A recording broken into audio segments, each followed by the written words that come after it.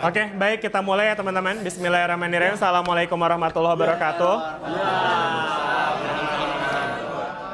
Oke, seperti agenda kita yang sudah kita bahas sebelumnya, hari ini kita akan melaksanakan presentasi dari penerapan prinsip termo ya, fisika panas pada industri. Di sini ada beberapa kelompok yang udah kumpulin. Tapi kayaknya banyaknya baru kumpulin hari ini ya. Cuma ini ada satu kelompok kumpulin dari tanggal 7 kemarin juga sih ya. Oke. Iya. Untuk urutan majunya, bentar. Kayaknya kemarin tuh ada ini ya. Saya kasih link tanya jawab nggak sih? Masih aktif nggak sih itu tuh? N5 Nanti saya coba cek lagi deh. Saya kirim ke siapa waktu itu ya? Ke Rizky ya? Slido. Masih bisa nggak ya? Oh masih ada tuh. Coba tes.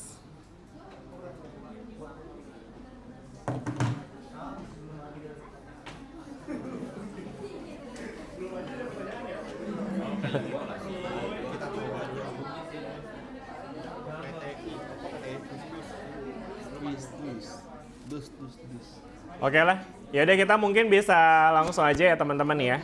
Ke kelompok pertama. Siapa kelompok pertama? Industri otomotif siapa? Yang Andita. Ini kelompoknya siapa? Andita dan kawan-kawan. Silakan Andita dan kawan-kawan. Saya butuh timekeeper juga, mungkin boleh dibikin. Siapa ya? Kemarin tuh berapa menit sih? 8, karena emang kita terbatas di ini ya, 80 menit ya. Tapi sekarang juga kelompoknya 8 juga nggak sih? 10, sorry. Ya udah mungkin berarti ya 8 menit juga kali ya, 8 sampai 10 menit lah ya buat presentasinya. Minta tolong timekeeper siapa ya? Housekeeper. Goalkeeper. Ya udah ya, Rizky ya minta tolong ya dibuat timekeeper ya. Silakan buat yang akan presentasi. Ini adalah kelompoknya Andita, Atika, Rifana, Syifa, dan Syifa. Kelompoknya sama kayak kemarin ya, berarti ini ya. Oke, boleh dipegang tuh mikrofonnya. Ini tolong diambil. Ini ada satu lagi, dipegang juga aja satu lagi. Dua-duanya aja pakai. Bukan. Kelompok berapa kalau ya? Dua tangan.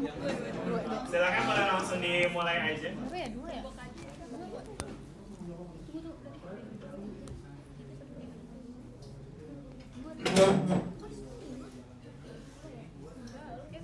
Tentang apa industri otomotif? Assalamualaikum warahmatullahi wabarakatuh. Kami dari kelompok 2 ingin mempresentasikan tentang industri otomotif. Saya Atika Setiawati. Saya Rifana Hidayati. Saya Andita Hena Sukma. Saya Siva Septia Milani. Saya Syifa Komariah. Ini udah. Langsung aja yang pertama di sini ada definisi dari industri otomotif. Industri otomotif adalah industri yang bergerak dalam perancangan, produksi hingga pemasaran kendaraan bermotor seperti mobil dan sepeda motor. Industri ini terus berkembang seiring dengan kemajuannya teknologi yang tujuannya itu untuk meningkatkan performa, efisiensi, dan keamanan kendaraan. Untuk topik yang akan kami bahas pada presentasi kali ini adalah sistem pendingin. Sistem pendingin mesin. Sistem pendingin mesin ini tentunya sangat berkaitan dengan konsep fisika, yaitu yang akan kami bahas juga perpindahan kalor dan kapasitas kalor. Belum Pak. Salah satu komponen penting dalam kendaraan adalah sistem pendingin. Sistem ini juga berfungsi untuk menjaga suhu mesin agar tetap stabil saat kendaraan digunakan. Hal ini penting karena mesin yang bekerja akan menghasilkan panas yang cukup tinggi. Jadi dengan adanya sistem pendingin yang baik, performa kendaraan bisa tetap terjaga serta umur mesin juga akan lebih lama. Oke, selanjutnya ada prinsip pendingin mesin. Nah, di sini pendingin mesin itu memakai dua hukum termodinamika. Yang pertama itu ada energi bersifat kekal artinya tidak dapat diciptakan dan tidak dapat dimusnahkan, tapi hanya dapat diubah bentuknya.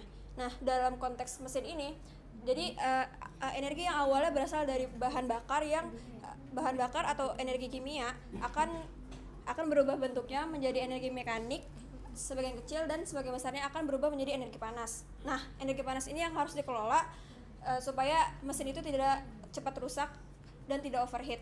Nah, di sini makanya sistem pendingin ini berperan sebagai yang menyerap yang menyerap panas, yang kemudian akan mengalirkan panas ke luar lingkungan. Nah, yang kedua, ada panas selalu mengalir secara alami dari suhu yang lebih tinggi ke suhu yang lebih rendah, dan tidak sebaliknya tanpa bantuan energi tambahan. Nah, di sini juga sama konsepnya dari energi panas yang awalnya berasal dari bahan bakar, dari hasil pembakaran bahan bakar akan dialirkan keluar oleh coolant dan melalui radiator. Selanjutnya ada penerapan konsep perpindahan pada sistem pendinginan radiator mesin. Yaitu ada perpindahan kalor. Di slide ini panas dari mesin itu harus dipindahkan agar mesin itu tidak overheat. Nah, perpindahan panas ini terjadi lewat 3 cara, yaitu ada konduksi. Konduksi, panas berpindah dari mesin ke cairan pendingin melalui logam. Yang kedua ada konveksi, yaitu cairan pendingin mengalir membawa panas menuju radiator. Selanjutnya ada radiasi, panas dipancarkan dari radiator ke lingkungan sekitar. Jadi 3 proses ini bekerja sama agar suhu mesin itu tetap stabil. Kedua ada kapasitas kalor dan kalor jenis. Kapasitas kalor itu adalah jumlah energi panas yang dapat diserap oleh suatu benda. Nah, kalor jenis itu adalah energi panas yang dibutuhkan untuk menaikkan suhu 1 gram zat sebesar 1 derajat Celcius. Rumusnya itu ada Q sama dengan M kali C kali delta T. Q itu energi panas yang diserap atau dilepas, M itu massa zat yang menyerap kalor, C itu kilogram, delta T itu perubahan suhu. Nah, C itu kalor jenis zat. Nah, semakin besar masanya itu panas yang diserap semakin banyak, dan semakin besar kalor jenis, benda bisa menyerap lebih banyak panas, dan semakin besar perubahan suhu, panas yang dibutuhkan juga semakin besar.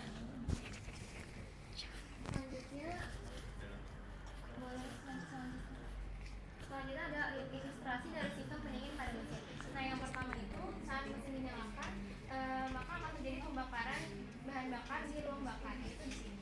Selanjutnya, karena terjadi pembakaran, maka mesin akan mengalami panas yang sangat tinggi dan harus dibuang. Kalau tidak dibuang, bisa terjadi overheat. Nah, setelah itu coolant atau cairan pendingin akan mengalir melalui blok mesin atau water jacket untuk mendinginkan mesin yang sedang bekerja. Nah, ketika coolant atau water jacket atau ketika coolant sudah mulai panas, maka akan dialirkan melalui pompa air ke radiator. Nah, nanti di radiator coolant itu akan panasnya akan dilepaskan oleh radiator, sirip-sirip radiator, dan juga oleh kipas pada radiator, sehingga panasnya akan keluar.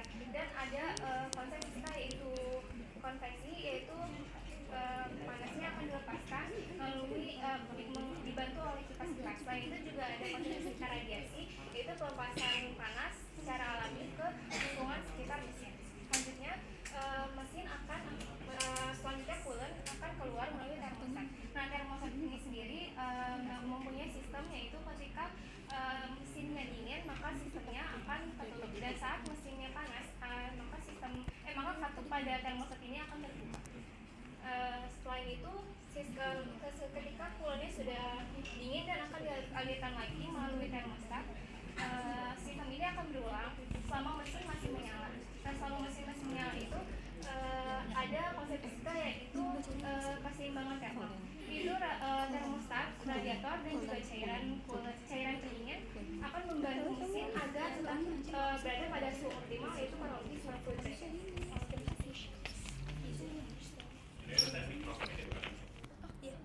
Jadi kesimpulannya, sistem pendingin memiliki peran yang sangat penting dalam kendaraan karena berfungsi menjaga suhu mesin tetap stabil dan mencegah terjadinya overheat. Sistem ini juga bekerja berdasarkan prinsip perpindahan panas, di mana panas dari mesin diserap oleh cairan pendingin, kemudian dilepaskan melalui radiator. Hal ini membuat kinerja mesin menjadi lebih efisien, lebih awet, dan juga lebih ramah lingkungan. Oleh karena itu, sistem pendinginan merupakan salah satu faktor penting dalam mendukung perkembangan industri otomotif di masa depan.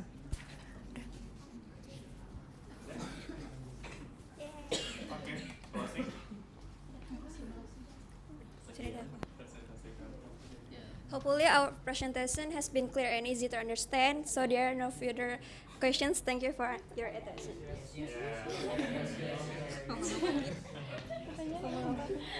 Katanya ini ada pertanyaannya dari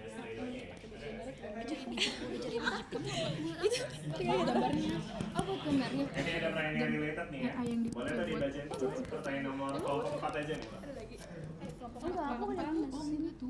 teman bisa buka juga pertanyaannya di situ. Iya, Agak luput. Oke, gimana tuh jawabannya? Apaan Manat? Apakah mesin bisa berjalan tanpa sistem pendingin yang menggunakan coolant? Jika iya, jelaskan pakai apa? Ya, silakan dijawab.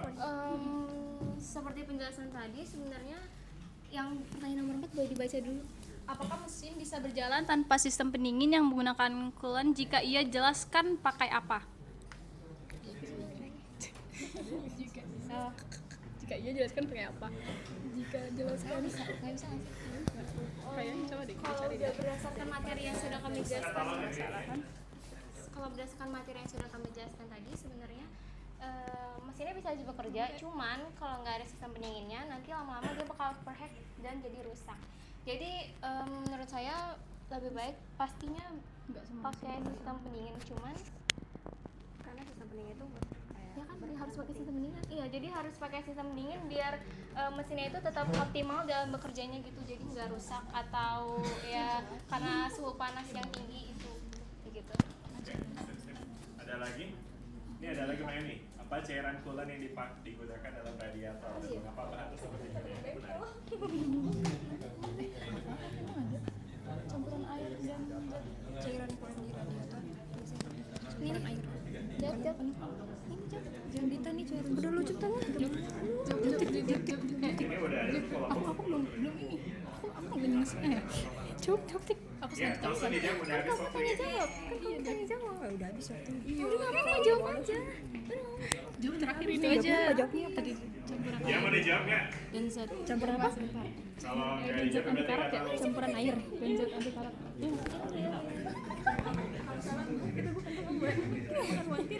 Ayo.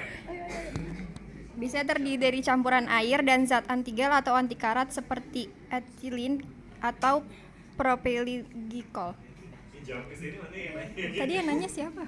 Kelompok 10, kelompok 10. Janggan ya nanya. Nih jawab ke Janggan. Nah, gitu jawabannya tadi. Udah. Udah. Oke, sip. Udah boleh kita kasih aplaus buat kelompok berapa? Dua-duanya di apa sih? Oke, kelompok 2 ya. Oke, makasih kelompok 2. Tadi udah closing juga ya. Kita lanjut aja. Di bagian berikutnya di sini ada kelompok 10 ini ya.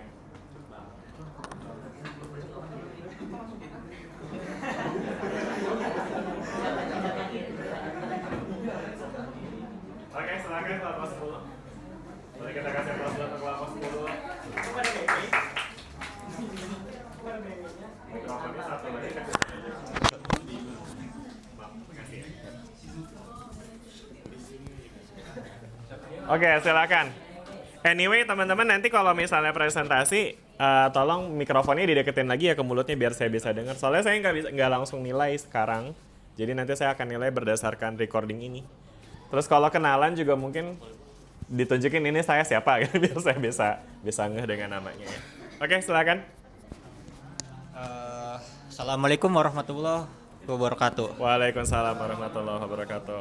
Kami dari kelompok 10 ingin mempresentasikan tentang hukum termodinamika, aplikasi termodinamika pada industri pertambangan, khususnya pemurnian nikel atau logam. Di sini ada anggotanya, yaitu saya sendiri, Dafu. Lalu berikutnya saya Rizky Wahyu Pratama. Saya Janggan Bayu Samudro.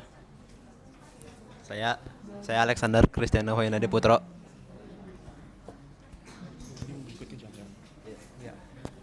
Baik, materi berikutnya akan dijelaskan oleh Janggan. Industri pemurnian logam merupakan salah satu aplikasi nyata dari konsep fisika, khususnya termodinamika. Proses ini melibatkan pertukaran energi, perubahan fase, dan reaksi kimia yang dikendalikan oleh hukum-hukum termodinamika. Bentar deh, sorry. Itu kan belakangan ada audiens juga tuh. Kalian boleh nggak dirinya menghadap audiens saja, jangan nge- Nah, yang presentasi baru yang maju ke dekat papan tulis. Mana sekarang yang lagi presentasi siapa? Selanjutnya lanjut. Ya, oke. Oke, berikutnya ada industri pemurnian logam. Seperti kita tahu, industri pemurnian logam adalah proses hilirisasi untuk meningkatkan kadar konsentrasi mineral seperti tembaga, emas, perak, dan logam-logam lainnya menjadi konsentrasi yang lebih tinggi, yaitu di atas 90% dengan menggunakan teknologi smelter dan refinery. Ya, metalurgi ekstraktif berperan penting dalam industri pengolahan mineral dengan mengubah biji mentah menjadi logam bernilai melalui proses pemisahan, pemurnian, dan peningkatan kemurnian. Selain meningkatkan kualitas dan jumlah produksi secara efisien, bidang ini juga mendorong inovasi teknologi menjaga keberlanjutan lingkungan serta mendukung ekonomi industri lainnya dan keselamatan kerja. Baik, salah satu aplikasi penerapan konsep hukum termodinamika ini di dalam industri pemurnian logam ada hukum satu termodinamika, di mana delta U sama dengan Q min W. Delta U ini adalah perubahan energi dalam satuan joule. Q itu kalor dalam satuan joule, dan W adalah work atau usaha dalam satuan joule juga. Nah, hukum ini menyatakan bahwa energi itu tidak dapat dibuat atau tidak dapat dimusnahkan. Nah, hukum termodinamika satu ini berguna ya, penting banget karena buat nentuin kebutuhan bahan bakar listrik untuk industri logam ini, dan berikutnya untuk meminimalkan kehilangan energi atau energi loss. Berikutnya ada dalam pemurnian nikel ini ada alur-alurnya. Nah, pertama itu ada energi kimia dari reaksi pembakaran bahan bakar. Dari reaksi ini akan menghasilkan energi panas, yang kemudian energi panas ini dapat digunakan untuk mengolah nikel dan mengubah jadi tiga ini. Pertama, energi internal sistem itu digunakan untuk melebur logam dan reaksi reduksi nikel. Nah, ini bisa pakai panas atau pakai elektro refinery ya di sini. Berikutnya kerja. Nah, kerja ini bisa dalam bentuk ekspansi gas atau cairan fluida. Dan berikutnya ada energi panas atau calor loss. Oke, selanjutnya ada hukum termodinamika kedua. Jadi di situ ada delta S lebih besar atau sama dengan 0. Artinya perubahan entropi akan selalu lebih besar daripada 0. Di sini ada tulisannya entropi sistem terisolasi akan selalu bertambah atau tetap. Nah, entropi itu apa sih? Entropi itu adalah ukuran ketidakteraturan atau keacakan suatu sistem. Nah, energi yang acak itu lebih sulit untuk digunakan, sehingga energi yang bisa dimanfaatkan itu ada energi yang tidak bisa dimanfaatkan atau terbuang karena lebih sulit dikonversikan. Kemudian semakin acak suatu sistem, partikel lebih bergerak bebas sehingga reaksi kimia lebih mudah tercapai. Nah, itu nanti ada hubungannya dengan hukum energi bebas Gibbs yang akan dibahas oleh Dapu. Nah, jadi di sini ada energi bebas Gibbs. Energi bebas Gibbs digunakan untuk memprediksi apakah suatu proses kimia atau fisika akan terjadi secara spontan atau tidak. Nah, di sini energi bebas Gibbs ini dirumuskan secara matematis sebagai delta G. Delta G itu energi bebas Gibbs, yaitu dengan satuan joule, delta H yaitu entalpi, delta S perubahan entropi, dan T suhu mutlak alias dalam satuan Kelvin. Di sini delta G ini kalau nilainya kurang dari 0 maka reaksinya spontan. Kalau delta G sama dengan 0 maka reaksinya akan setimbang. Dan delta G kalau lebih dari 0 maka reaksinya akan tidak spontan alias tidak terjadi secara langsung. Jadi dalam aplikasi pada pemurnian nikel, energi bebas Gibbs ini di sini ada reaksi NiO atau nikel oksida ditambah karbon akan menjadi nikel ditambah karbon dioksida. Monoksida. Di sini ada reaksinya itu berupa endoterm. karena delta H-nya di sini lebih dari 0. Karena dikarenakan delta H lebih dari 0, maka di reaksi ini kan di sini ada nikel ditambah karbon monoksida. Nah, karbon monoksida ini membuat entropinya itu semakin acak. Maka entropi kalau semakin acak berarti semakin tinggi. Nah, di sini kan ada pemutus ikatan butuh energi. Berarti delta H-nya ini kan lebih tinggi dari 0 ya, atau di atas positif lah. Dan di sini reaksinya menghasilkan produk CO2 lagi, karbon monoksida. Nah, ini sudah dijelaskan kalau ada gas, berarti dia itu bentuk gas itu biasanya entropinya semakin acak. Karena entropi semakin acak, maka delta S pun semakin tinggi, akan positif. Reaksi akan spontan saat temperatur tinggi atau perlu dipanaskan. Nah, hubungannya dengan temperatur itu jika tadi kan kita tahu kalau secara matematis energi bebas Gibbs itu delta G sama dengan delta H dikurangi T delta S. Nah, di mana T-nya ini kan suhu mutlak, maka kalau suhu mutlaknya semakin tinggi, berarti delta S-nya juga suku yang T delta S-nya itu semakin tinggi. Nah, maka delta G-nya itu juga akan negatif karena delta H yang lebih kurang itu negatif. Oke, next. Kesimpulannya ada, jadi pemurnian logam merupakan aplikasi nyata yang menggunakan hukum termodinamika 1, hukum 1 dan hukum 2 termodinamika bekerja bersama dalam menentukan efisiensi dan keberhasilan proses industri pemurnian logam. Oke. Oke. Mungkin lanjut ke tanya jawab langsung aja. Di sini ada pertanyaan dari kelompok 3.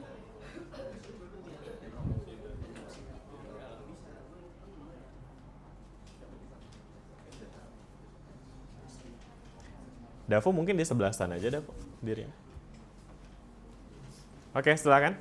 Boleh langsung dijawab.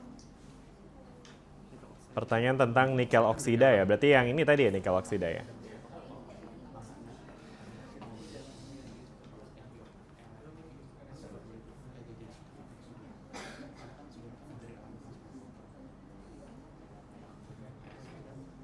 Nah, ini kan NiO kan ini.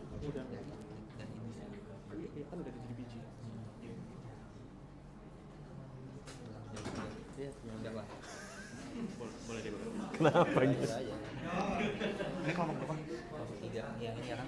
Oh ya, saya di sini izin jawab pertanyaannya. Jadi nikel di sini nih nikel dari industri karena udah dalam bentuk biji nikel. Karena yang dari alam pasti banyak pengotornya kan, entah kayak karbon, emas, perak dan kawan-kawannya. Tapi setelah dijadikan biji, mungkin masih ada pengotor lain tuh. Jadi masih perlu dimurnikan lagi dan dinaikkan lagi konsentrasinya gitu. Apakah sudah terjawab kelompok 3? Kelompok 3 mana kelompok 3 yang nanya? Udah terjawab? Cukup ya? Terus lanjutin nih kelompok 2 tuh metodenya apa untuk pemurnian? Itu ada kelompok 2 pertanyaan. Apa yang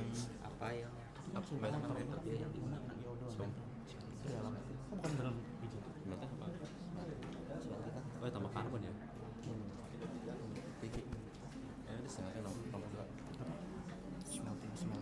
Smelting. Tadi mana lu jelasin? Iya. Coba cek lagi. Apa tadi namanya? kelompok 2? Apa pertanyaannya? Apa nama metode? Yang itu tuh yang Gimana? itu loh, yang diagram itu. Diagram fase. Diagram perubahan fase ya? Bukan.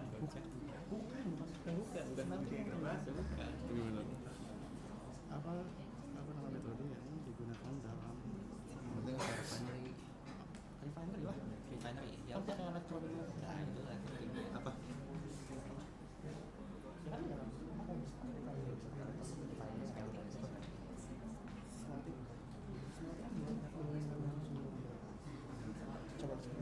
Gimana? Bisa dijawab atau tidak bisa? It's okay kalau nggak bisa. Menggunakan metode refinery, Pak. Kelompok 2. Pemurnian nikel ya. Iya.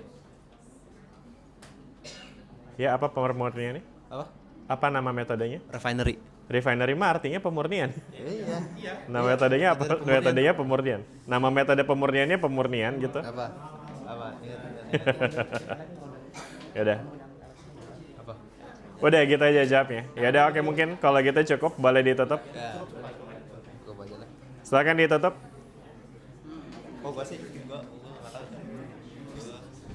Oke, sekian dari kelompok kami, kelompok 10.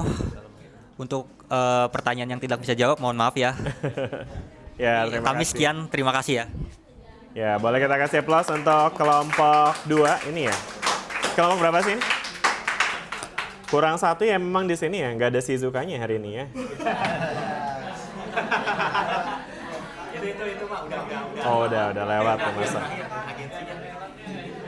Kontraknya sudah berakhir ya. Oke, baik, berikutnya kelompok 6 silakan langsung aja maju ke depan.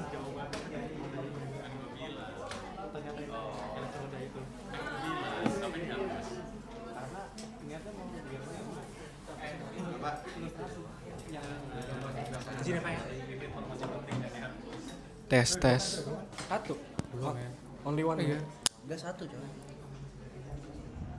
Boleh sekarang, Pak? Ya, silakan. Boleh Baik. waktunya. Assalamualaikum warahmatullahi wabarakatuh. Waalaikumsalam warahmatullahi wabarakatuh. Selamat pagi semuanya. Sebelum itu yang terhormat Bapak Fatan selaku dosen fisika industri pada hari ini dan juga teman-teman seperjuangan saya yang saya banggakan. Pada pagi hari ini kami akan membahas mengenai hukum termodinamika dan penerapannya pada panel surya. Sebelum kami mulai, izinkan kami perkenalkan diri terlebih dahulu, dimulai dari saya pribadi. Perkenalkan, nama saya Devin Jabandrian. Saya Ditya Safwan Sediman. Saya Galang. Saya Firasky Al-Rashid dan Christian Yoel sedang berhalangan hadir ya. Iya, itu. Yang pertama. Oh iya. Jadi di sini apa itu panel surya?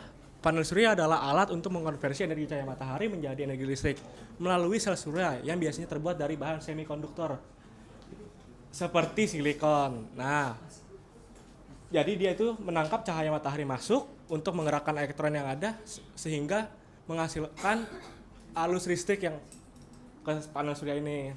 Seperti itu. Oke. Lalu selanjutnya apa sih itu termodinamika? Di sini termodinamika itu digunakan sebagai prinsip di PLTS ini ya. Terus termodinamika itu apa sih? Termodinamika itu adalah cabang ilmu fisika yang pelajari tentang hubungan antara energi, panas, suhu, dan kerja, serta bagaimana energi itu bisa berpindah dan bagaimana energi bisa berubah bentuk dalam suatu sistem. Nah, termodinamika itu ada 4 hukum, yaitu hukum 0, hukum 1, hukum 2, hukum 3.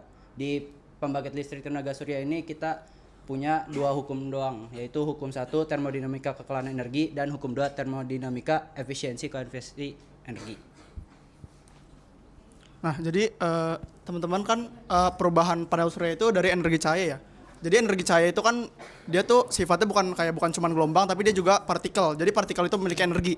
Nah, gimana sih cara kita ngitung energi cahaya ini? Caranya adalah menggunakan persamaan E sama dengan H dikali F, atau H itu adalah tetapan Planck yang nilai 6,63 kali 10 pangkat min 34 joule second dan frekuensinya adalah F. Itu untuk untuk satu partikel ya. Kalau kita mau ngitung lebih dari satu partikel itu ada NHF yang itu N-nya itu jumlah fotonnya, atau misalnya kita belajar bilangan kuantumnya gitu. Oke, baik semuanya, sekarang kita masuk bagaimana sih panel surya itu bisa menghasilkan listrik. Di sini saya perkenalkan, di sini adalah yang namanya solar cell. Solar cell itu disusun oleh 2 bagian.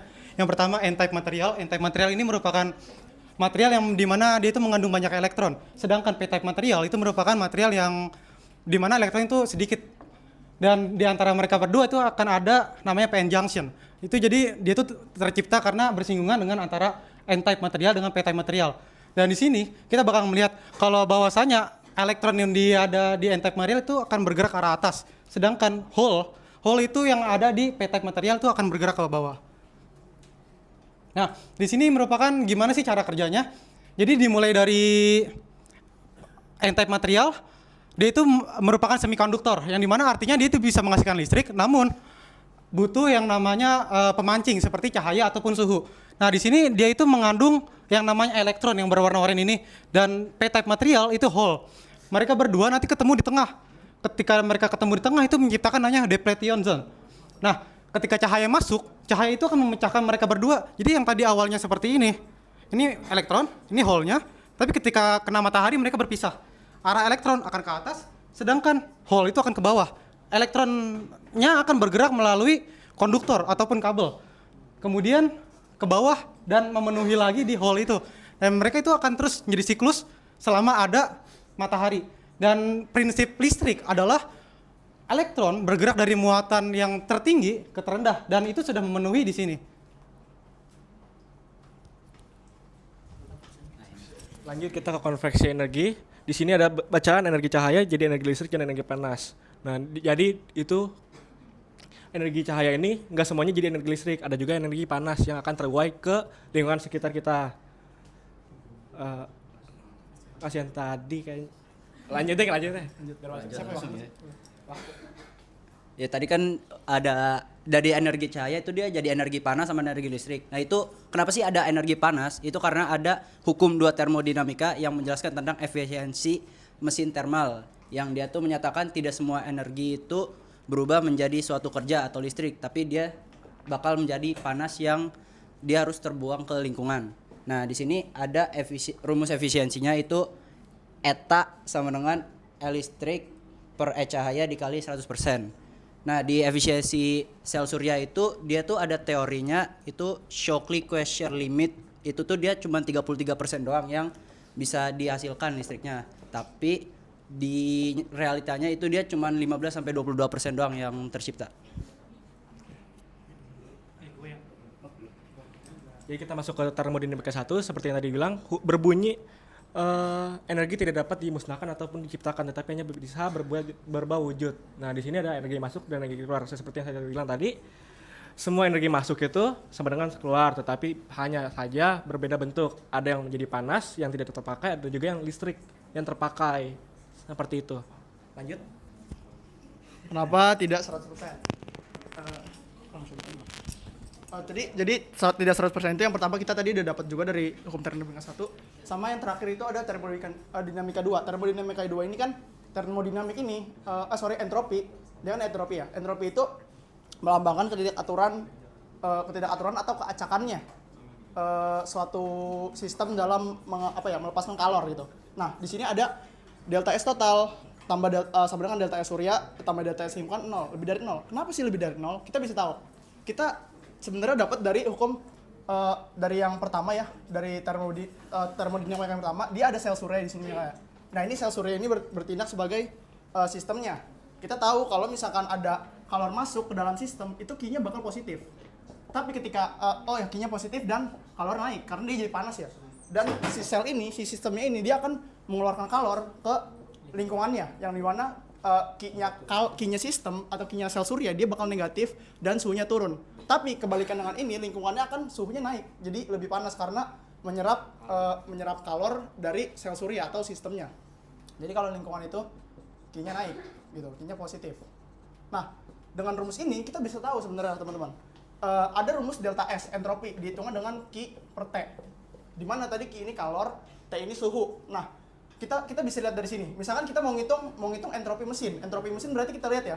Tadi dia Q-nya mengeluarkan, artinya apa? Artinya Q-nya negatif kan? Nah, karena dari rumus ini entropi dan Q berbanding lurus, otomatis entropinya nilainya bakal negatif. Dan juga kalau kita lihat suhu, kan ini bakal berlaku ya, suhu di sel suryanya bakal lebih besar daripada suhu lingkungan gitu. Karena ya kalian contoh main HP kalian panas, suhu sekitarnya pasti hangat ya, tapi lebih panas pasti HP kalian gitu. Jadi sel suryanya bakal lebih panas, suhu sel suryanya bakal lebih panas daripada suhu lingkungan. Nah, akhirnya apa yang terjadi ketika kita mau ngitung entropi mesin ya, sel surya, suhunya kan bakal meningkat. Dia berbanding terbalik dengan entropi. Artinya dia tadinya minus, nilai suhunya besar, dia tuh kayak lebih mendekati 0 gitu. Jadi kalau bisa kita simpulin entropi mesinnya itu nanti bernilai minus gitu. Nah, sedangkan kalau lingkungannya gimana? Lingkungannya itu kebalikannya. Artinya kalau kita mau ngitung entropi lingkungan, dia kan Q-nya berarti tadi lingkungan itu kan Q-nya plus ya. Q-nya plus, otomatis entropinya bakal plus juga dan suhunya itu bakal rendah. Artinya kalau dia berbanding terbalik, suhunya rendah, entropinya bakal naik. Jadi ketika kita tambahkan entropi lingkungan dan entropi sel surya yang tadinya positif lebih besar nilainya dan dia negatif, yaitu bakal lebih besar dari 0. Ini terbukti entropi lingkungan itu dia lebih acak karena partikel itu kalornya dibuang ke lingkungan, yang mana kalornya jadi menyebar jadi lebih acak. Sedangkan kalau yang di mesin kalornya cuma di mesin doang. Jadi makanya entropinya tuh semakin kecil nilainya semakin teratur, sedangkan semakin besar nilainya semakin berantakan. Oke, waktunya udah habis, closing aja. Oke, sekian dari kami. Salah benar mohon maaf. Assalamualaikum warahmatullahi wabarakatuh. Waalaikumsalam. Oke, selanjutnya ada pertanyaan ini. Silakan. Garis petir sih, oke. Garis petir, jadi ini dari kelompok berapa nih garis petir nih? Garis petir nih. Garis petir kelompok berapa? Jelaskan mengapa. Jelaskan mengapa efisiensi panel surya tidak bisa mencapai 100%. Kasih paham. Nah, sebenarnya tadi ya dari tadi ya udah dijelasin dari yang hukum termodinamika 1 yaitu energi cahaya itu bakal terurai menjadi energi listrik, selain itu jadi energi panas ya, karena ya ada yang bekerja di situ kalora kebuang dan lain-lain itu contohnya apa, kayak misalkan bahannya tadi kan semikonduktor, apakah bahannya menyerapnya bagus atau tidak gitu. Nah itu juga menjadi pertimbangan efisiensi energi. Dan hukum 2 tadi yang saya jelasin tadi, entropi ya kayak gitu. Jadi kenapa nggak bisa 100%? Oke, satu pertanyaan lagi nih, pilih nih ada beberapa ya. Apakah panel surya juga memiliki energi loss sehingga efisiensinya berarti suatu saat panel surya akan rusak, tidak bekerja. Efisiensi kan itu dikatakan apakah panel efisiensi. surya juga memiliki energi loss? Coba. Enggak. Oke. Ini korelasinya enggak. Sebentar teman-teman. Kan ini kan pertanyaannya adalah energi loss yang efisiensi 100%, dan pertanyaan adalah akan rusak. Efisiensi itu kan berarti artinya adalah gimana caranya agar cahaya itu bisa menjadi listrik. Jadi misalkan efisiensi dikatakan efisiensi berarti berapa persennya supaya dia bisa menjadi listrik. Misalkan efisiensi dikatakan 20%. Maka yang bisa menjadi listrik adalah cuma 200 watt misal.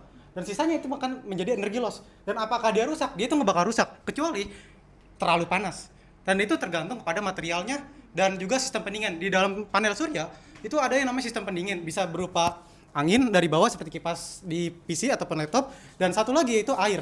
Di beberapa panel itu bakal disemprot air dari atas ke bawah sehingga air itu dapat merambat panasnya dari panel surya ke air tersebut dan kemudian jatuh ke bawah. Gitu teman-teman. Oke. Itu Sip. pertanyaannya. Ya, sebenarnya cukup, boleh di closing. Sekian dari kelompok kami, kelompok 6. Kurang lebihnya mohon maaf. Assalamualaikum warahmatullahi wabarakatuh. Waalaikumsalam. Boleh kita kasih aplaus untuk kelompok 6. Oke, nice. Kita lanjut ke kelompok berikutnya, ada kelompok 7 ya. Manufaktur makanan terus, ini kayak ikut si Iqbal. Ini kalian industrinya nggak tentu sama dengan yang minggu lalu kan? Ini kebetulan aja ya? Atau emang sengaja dibikin sama? Jenisnya sama makanan. Emang passionnya makanan kayaknya Iqbal ya?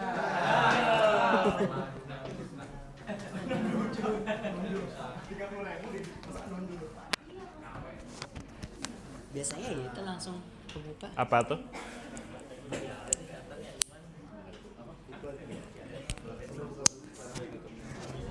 Assalamualaikum warahmatullahi wabarakatuh. Waalaikumsalam warahmatullahi wabarakatuh. Kami dari kelompok 7 akan menjelaskan industri makanan. Sebelumnya kami akan memperkenalkan kelompok kami. Saya Muhammad Iqbal. Saya Eni Naura. Saya Muhammad Royan. Saya Muhammad Salwan. Sayangnya saudara Aufa sedang sakit dan berhalangan untuk hadir. Oh, oke.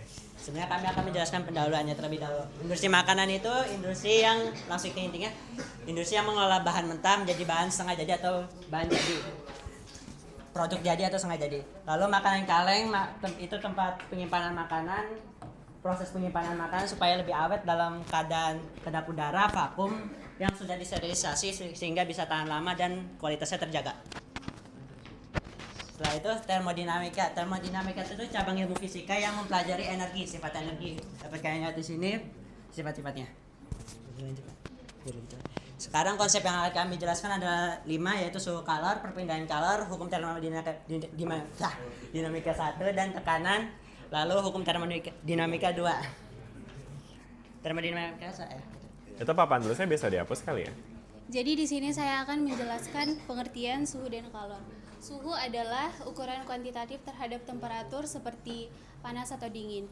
Jadi dalam ilmu fisika suhu ini mengukur derajat suatu benda. Nah selanjutnya kalor adalah energi panas yang berpindah dari benda bersuhu tinggi ke benda bersuhu rendah.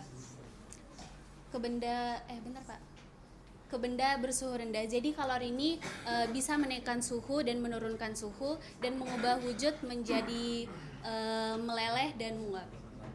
Selanjutnya untuk rumus kalor yaitu kalor dikali massa dikali kalor jenis dikali perubahan suhu, dan rumus perubahan suhu itu delta T sama dengan suhu akhir dikurang suhu awal.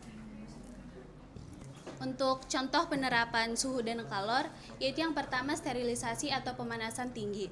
Jadi di sini saya mengambil contohnya sarden kaleng. Jadi si sarden kaleng ini dipanaskan pada suhu yang tinggi,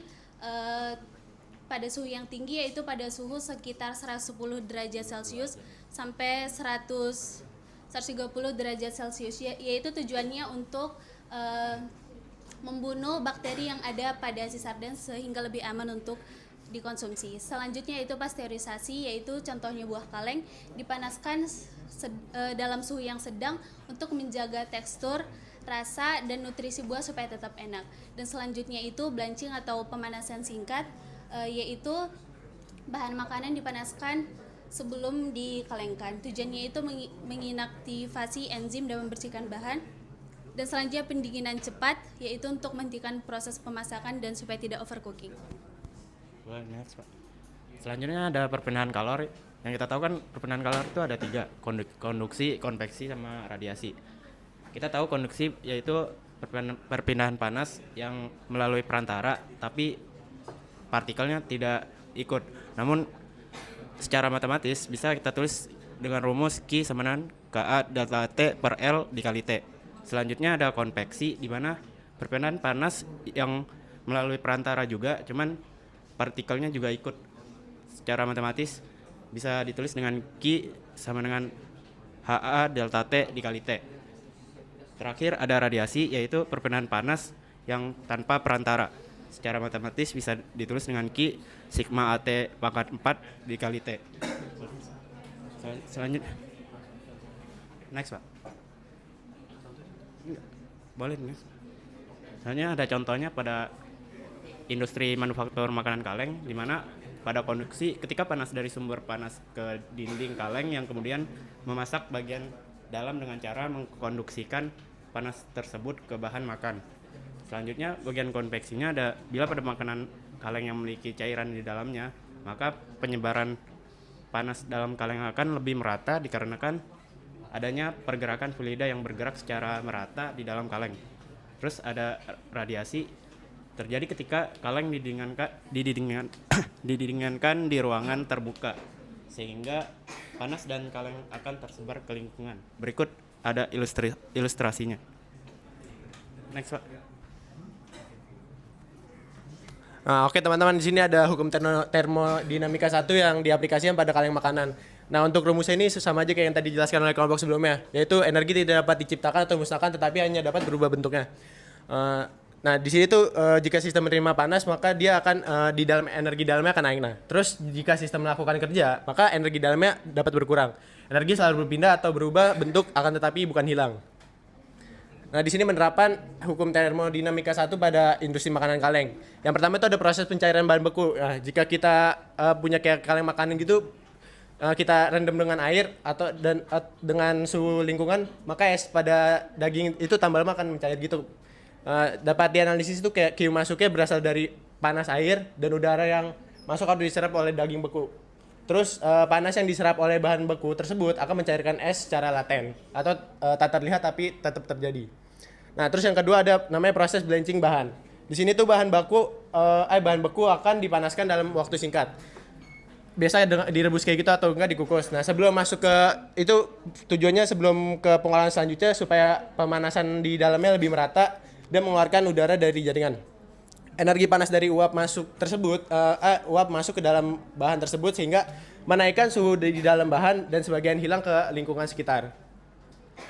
Nah, terus masuk ke tekanan, teman-teman. Pak, lanjut aja yang pengertian. Udah selesai? Enggak, lanjut ada di bawah pengertiannya. Oh, oke. Aduh, betul. Secara mendasar, tekanan adalah besar gaya yang bekerja secara tegak lurus pada suatu bidang persatuan luas permukaan tersebut. Dalam konteks gas atau cairan, dalam kaleng tekanan dihasilkan oleh tabrakan partikel-partikel terhadap dinding kaleng. Semakin banyak partikel atau semakin tingginya suhu, maka tekanan akan semakin meningkat.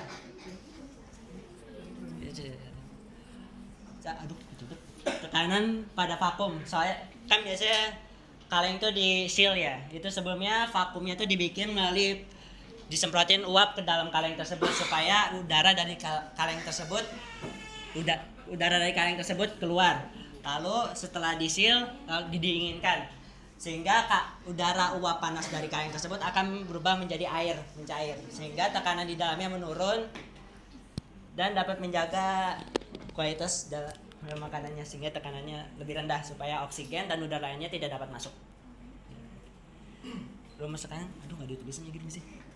Rumus tekanan itu PF per A. Iya per A. PF per A. Aduh, mana lagi ya Bang? Aduh, ulang lagi. Hukum termodinamika ada seperti yang dijelaskan oleh kelompok tadi, jadi saya langsung ini aja. Hukum termodinamika kedua tuh fokusnya pada entropi. Aku lanjut aja. Nah, jadi entropi ini ada 4 ya, bisa kalian lihat.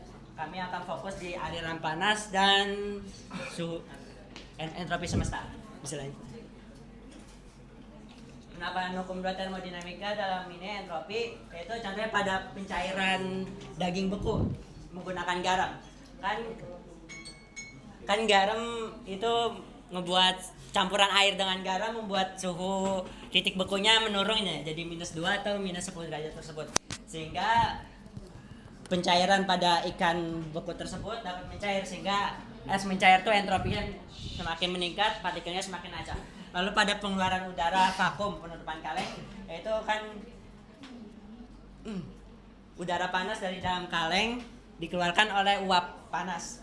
Sehingga entropi dalamnya meningkat, entropi dalam meningkat dalam bentuk gas, partikelnya menyebar. Lalu saat didinginkan menciptakan vakum ketika gas uap air tersebut menjadi cair setelah didinginkan, membuat entropinya lebih menurun daripada gas. Udah. Sekian dari kelompok kami, terima kasih. Oke, kita lanjut ke pertanyaan. Ada berapa ini? Ini boleh dipilih mau jawab yang mana? Ada 3. Kelihatan nggak tulisan? Ada nggak? HP ku lama.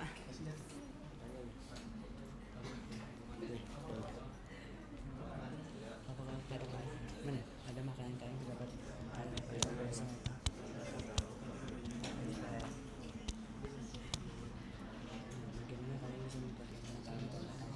Kami akan menjawab pertanyaan dari kelompok 10 dan kelompok 3. Pertama, makanan kaleng itu dapat dieksperimenkan, tingkat expirednya dapat dites dengan cara biasanya di makanan kaleng tersebut diisolasi selama 14 hari dalam kondisi yang berbeda-beda. Setelah dilihat setelah 14 hari tersebut terjadi perubahan dalam enzim atau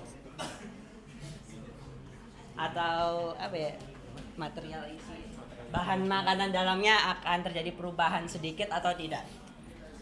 Kelompok sebelah apakah menjawab pertanyaan tersebut?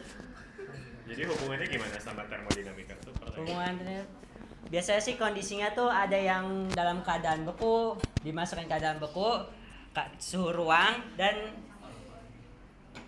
suhu tinggi. Biasanya pada suhu ruang tuh biasanya keseringan sih pada suhu ruang ya. Suhu ruang tuh bagian dalamnya kan ada uap air biasa tuh. Jadi semakin lama di sini ya. Aduh kalau blank. Maaf ya kalau yang lain mau bantu, ini masa Iqbal terus yang jawab. Yang mana? Yang kacamata. Saya mau jawab pertanyaan nomor 3. Ya udah. Gimana kan? Nah, ini kan gimana kaleng itu bisa memperpanjang kawetan makanan. Kaleng itu kan Nah, biasa kan makanan kaleng tuh dibuat kayak buat survive gitu kan, kayak perang dunia atau segala macam. Nah, tujuannya tuh karena bahan material kaleng tuh yang tahan terhadap kontaminasi luar gitu dan juga dari cahaya matahari. Dan juga suhu di sekitar lingkungan. Nah, terus si kaleng ini tuh bisa sterilisasi panas gitu. Jadi makanan yang di dalamnya semisal dia udah disegel nih dalamnya. Nah, kan dari luar gak bakal bisa masuk kan panas gitu. Jadi dia kayak bisa lebih awet gitu ketahanan dari makanannya di dalamnya. Selagi si kaleng ini belum dibuka. Karena kalau misalnya sekali dibuka terkontaminasi, dia bakal mempengaruhi dari tingkat keawetan makanannya sendiri. Ya, boleh kita kasih aplaus. Boleh sekalian closing. Sekian, terima kasih. Maaf ya kelompok 10 pertanyaan jawabannya kurang memuaskan. Maafkan dari kami. Terima kasih. Assalamualaikum warahmatullahi wabarakatuh. Oke, waalaikumsalam warahmatullahi wabarakatuh. Baik, kita akan lanjut ke kelompok berikutnya, ada dari kelompok 8 ya.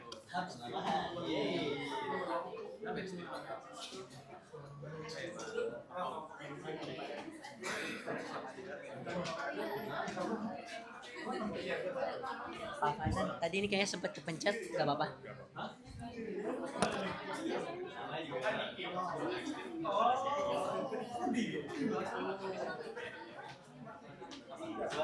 Itu mic-nya di bawah.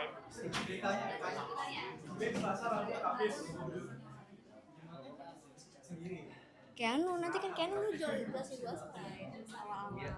Gila.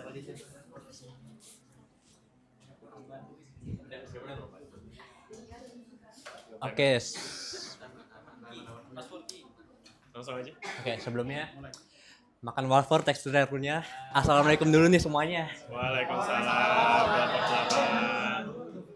8. Jadi kami dari kelompok 8 akan membahas tentang industri manufaktur ya, terutama di bidang tekstil. Nah, sebelumnya perkenalkan nama saya Katmal Raffi Ibrahim.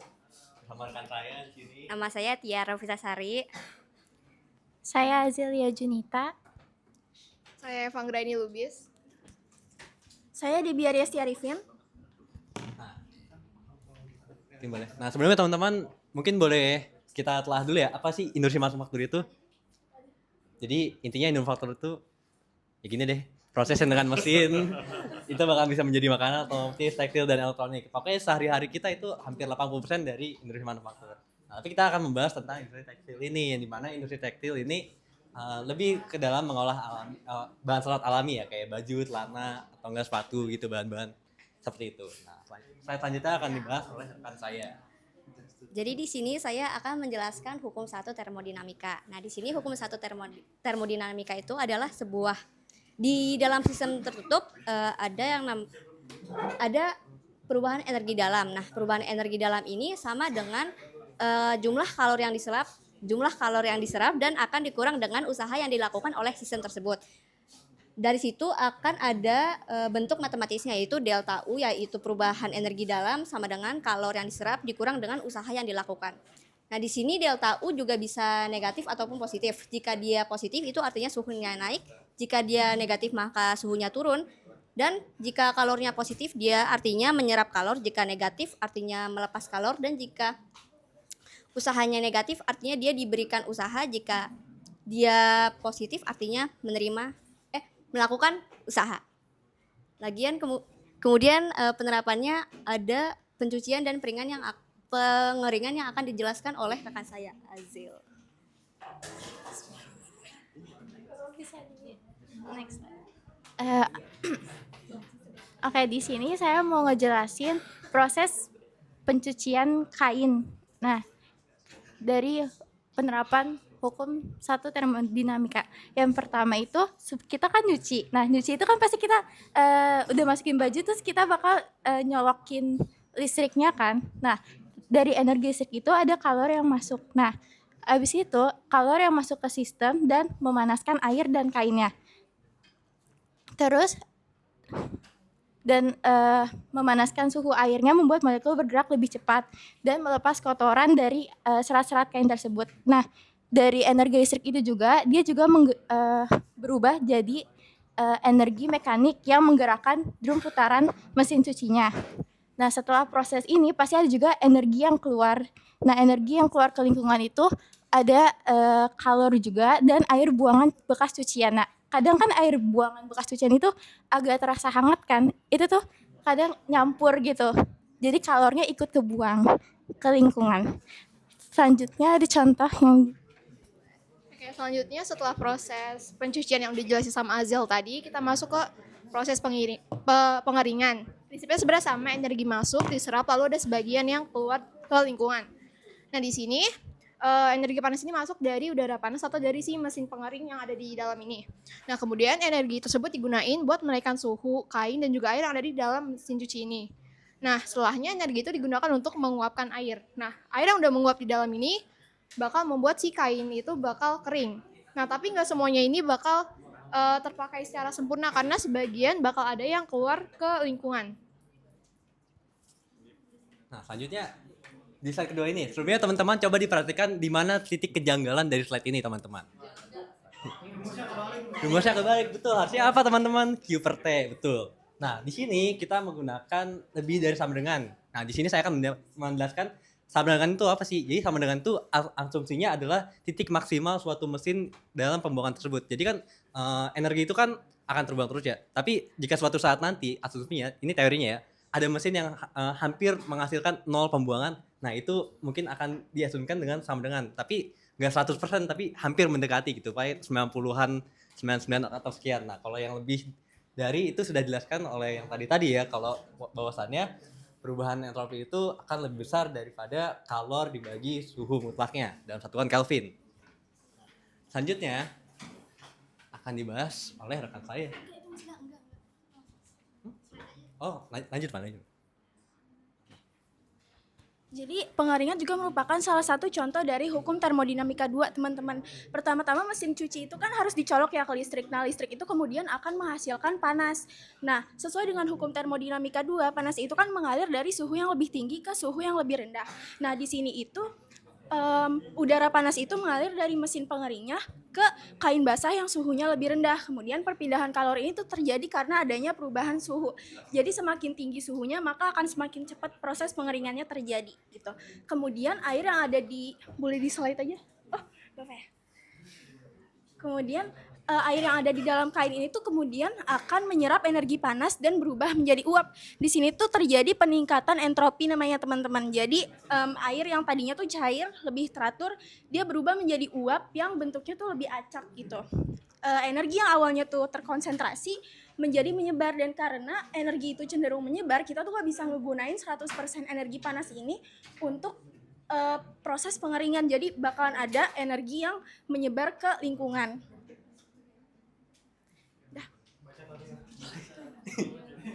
Nah, ini adalah referensi yang kita gunakan dalam PPT ini ya, sesuai anjuran yang ada di dalam lecture notes asik. Nah, jadi sekian presentasi kali ini dan kita akan masuk ke sesi tanya jawab dari Anonymous. Kelompok 6. Gimana sih tepatnya penerapan hukum termo 2 pada mesin cuci? Misalnya siapa yang menjadi sistem, lingkungan, entropinya, dan entropinya kenapa bisa lebih dari 0? Pertanyaan yang sangat menarik.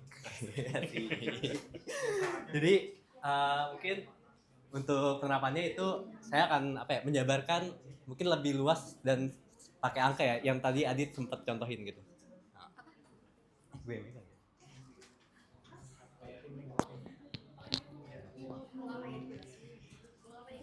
Mau gitu deh. Jadi kan mesin cuci ya, anggaplah ini mesin cucinya gitu ya kan. Nah ya, dia kan mengeluarkan ini nih. Ini positif apa negatif kira-kira kalau buat? Negatif, betul. Karena suhunya dia di sini kan tinggi. Dia akan mengeluarkan ke lingkungannya dia. Jadi ini anggaplah mesin itu sebagai sistem ya, mesin cuci. Nah, dia keluar kemana? Dia akan keluar ke lingkungannya. Ini anggaplah lantai lah gitu. Nyatu. Nah, lingkungannya ini suhunya itu akan naik ya, teman-teman. Jadi suhu di naik, tapi maksudnya tidak setinggi yang ini karena kan anatominya tuh kayak kayak proyektor ini. Kalau kita naruh tangan di sekitaran proyektor kan akan hangat, tapi kalau kita megang tuh pasti bakal lebih panas lagi kan. Jadi yang otomatis mesin kan pasti lebih besar daripada yang ini ya, kayak lingkungan. Nah, terus kan ini dia bertambah dong. Nah, kalau yang dari Adit tadi jelasin kan, intinya kan pertanyaannya ini ya, kenapa delta S itu lebih dari 0? Yang dimana ini tuh pergabungan dari delta S mesin tambah delta S dari lingkungan. Duluan Adit? Betul, oke. Kalau kita jabarin ini rumusnya kan ini negatif, terus yang ini lebih besar daripada yang T ini ya. Ini anggap aja kita T1, T2 ya teman-teman ya. Dimana T1 ini lebih besar daripada T2 nya. T1, T2. Nah, kalau kita pakai angka nih, pakai angka yang gampang-gampang aja ya kalian. Yang di sini min 1, di sini 10. Terus di sininya ini plus 1, yang ininya 9 gitu. Karena kan suhunya itu yang di mesin pasti lebih besar dibandingkan yang lingkungan ya. Nah, berarti kan min 1 per 10 ditambah 1 per 9. Nah, ini kan pasti kan min 0,1. Sedangkan ini ditambah 0,1 ada sekiannya nih. Karena kan 10 dibagi 9 kan kok 10 sih? Maaf. 1 dibagi 9 kan 0,1 terus ada sisa 2. Nah, 2-nya itu bisa kita dikalikan jadi kayak 48 gitu. 12 maaf. 11. Oh iya bener 11, bener. 11 sekian. Nah, karena kan ini aja kan udah kelihatan besar ya. Kan di sini pasti 00. Sedangkan di sini udah ada 1 nih. Berarti terbukti nih Fit, di sini dari sini. Kenapa bisa lebih dari 0 ya? Oke, cukup ya pertanyaannya. Tapi sebenarnya saya lebih bingung ini sih, tadi kan ngomongin soal cara kerja mesin cuci ya. Kok mesin cuci tuh ngasilin kalor sih? Emang mesin cuci pakai kalor ya? Dia mesinnya Pengeringan kan ya. Nah, makanya itu dia di pengeringannya iya pakai panas, tapi tadi pas bahas ini nih. Ini kayaknya nggak ada kalor yang masuk ke dalam mesin deh, harusnya pas dia mesin nyucinya ya. Iya, juga masuk cuma dari listrik kan ke panas, Pak. Listrik ke panas enggak, listrik langsung ke mekanik. Mekaniknya jadi gerak, jadi kayak kipas angin gitu. Kan kipas angin listrik jadi panas gak? Listriknya jadi mekanik. Paling yang panas itu justru sisa apa yang energy loss-nya itu karena ada hambatan. Nah, di mesin cuci juga sebenarnya gitu, dia tuh mengubah energi listrik jadi energi gerak, makanya dia bisa ngucek-ngucek otomatis ya kan. Jadi emang Q-nya ini justru nggak diekspektasikan, kecuali kalau di pengeringan bener tuh baru. Makanya jadi yang dibahas sama Keanu mungkin lebih ke mesin pengering ya. Oke, cukup ya, boleh di closing. Sekian. Oke. Sekian dari kelompok 8, kurang lebihnya mohon maaf karena kesempurnaan hanya milik Yang Maha Kuasa. Wassalamualaikum warahmatullahi wabarakatuh. Oke, boleh kita kasih aplaus. Oke, kelompok selanjutnya. Tadi kelompok 8 ya. Selanjutnya kelompok 9. Masih ada berapa lagi nih? Masih ada 5 lagi ya.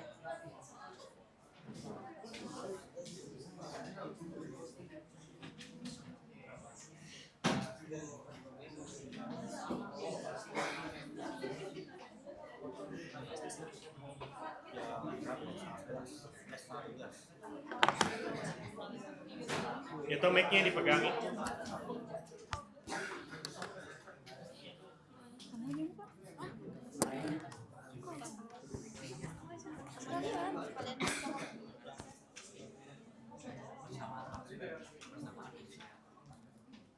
Assalamualaikum warahmatullahi wabarakatuh. Waalaikumsalam warahmatullahi wabarakatuh.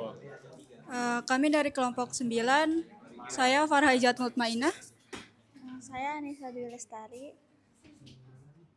Saya Desintan Febi Harum Saragi. Saya Diayu Kala Putri. Saya Jessica Elizabeth Hasibuan.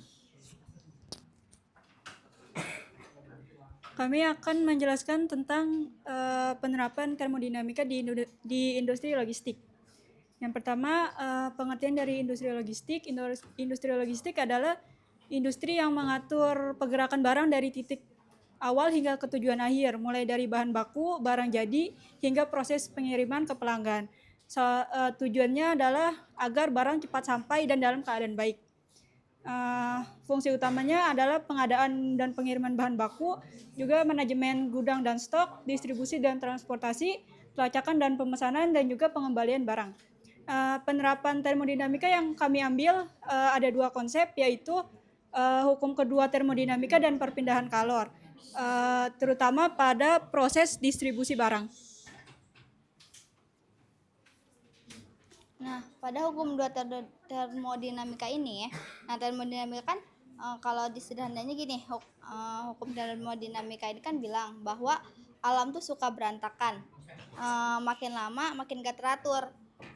Istilahnya tuh entropi. Nah, yaitu ukuran ketidakteraturan suatu sistem.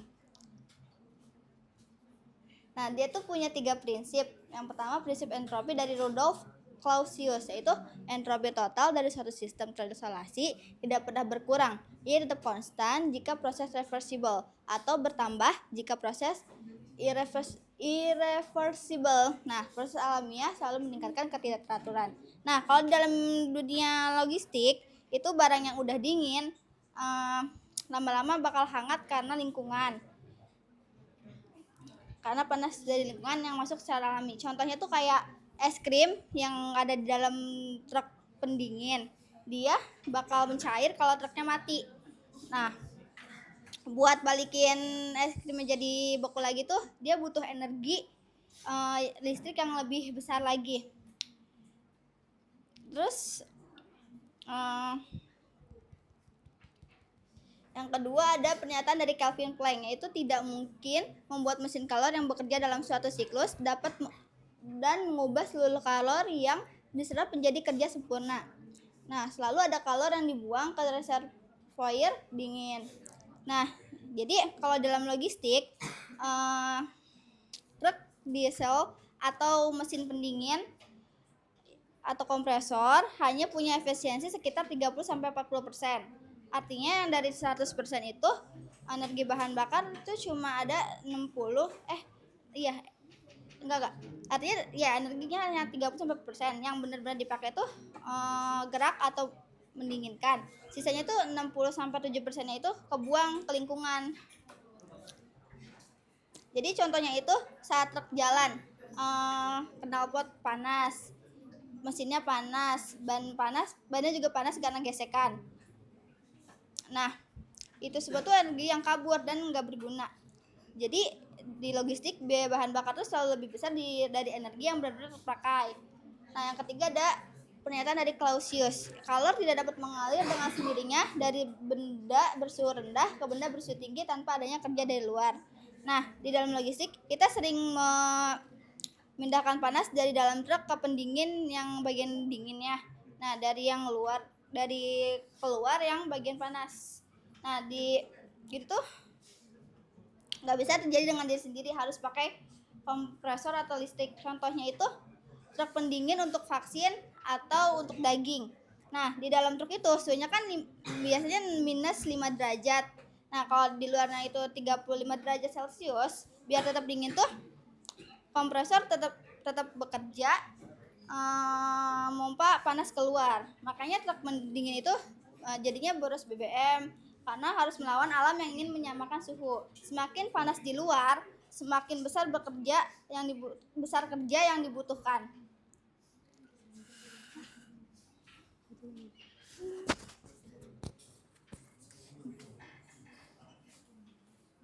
Selanjutnya contoh penerapan hukum 2 termodinamika. Yang pertama itu proses pembakaran bahan bakar di kendaraan. Mesin diesel atau bensin itu sebenarnya hanya terpakai sekitar 30-40% energi dari bahan bakar yang bekerja menjadi gerakan roda atau baling-baling. Sisanya 60-70% itu keluar lewat knalpot, radiator, dan gesekan di dalam mesin. Menurut hukum termodinamika 2 ini adalah peningkatan entropi, di mana energi yang tadinya berkualitas tinggi berubah menjadi panas bersuhu rendah yang tidak atau sulit dipakai lagi. Jadi setiap kali truk melaju, sebenarnya lebih banyak energi yang kabur menjadi panas daripada benar-benar dipakai untuk mengangkut barang. Selanjutnya, sistem pendingin dan rantai dingin atau cold chain. Gudang berpendingin dan truk berpendingin itu juga termasuk hukum termodinamika 2 karena melawan aliran panas alami karena dengan memasukkan energi tambahan dan entropi lingkungan juga jadi meningkat.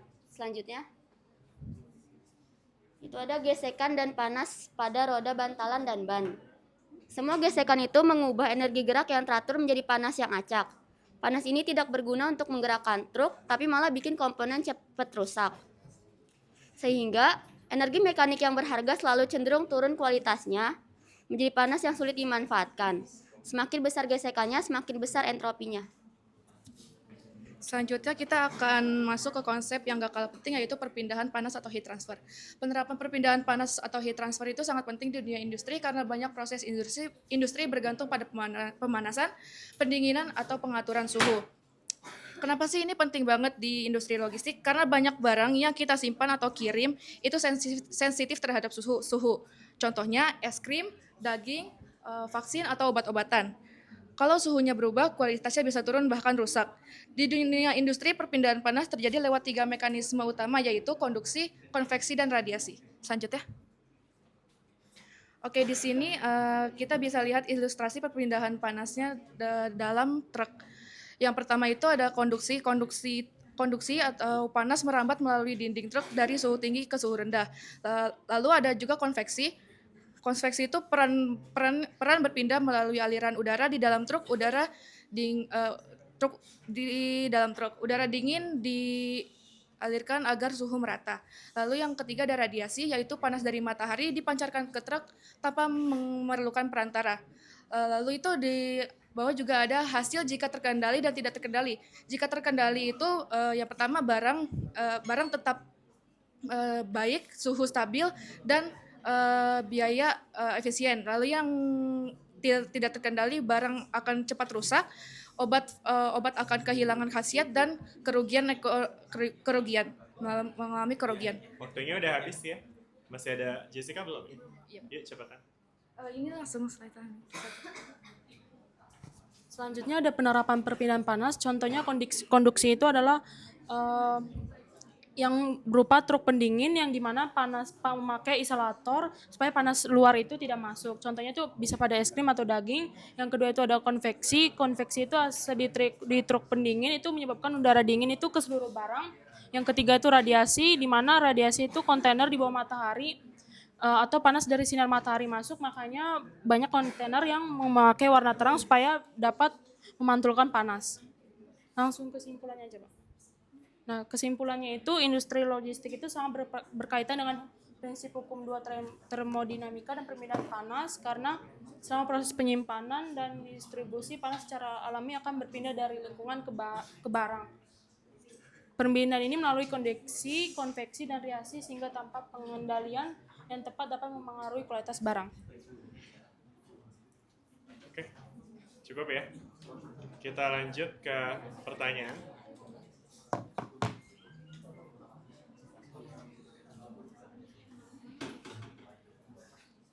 Mira ya nggak? Dafu pasti ya. Sampai 2 kali nih nanya. Untuk menjawab pertanyaan kelompok 10, jika entropi selalu bertambah, bagaimana kehidupan yang terorganisir bisa tetap ada? Bisa terorganisir karena bumi bukan sistem tertutup. Kehidupan menerima energi dari matahari itu dan sumber lain. Dengan energi, teman-teman didengerin ya. makhluk hidup dapat mempertahankan atau bahkan mengurangi entropi internal. Jadi entropi total atau kehidupan plus lingkungan tetap bertambah sesuai hukum kedua. Kehidupan hanyalah pulau keteraturan lokal yang didukung oleh aliran energi sambil meningkatkan kekacauan di sekitarnya. Satu lagi. Pilih. Sama aja masih. Udah ya?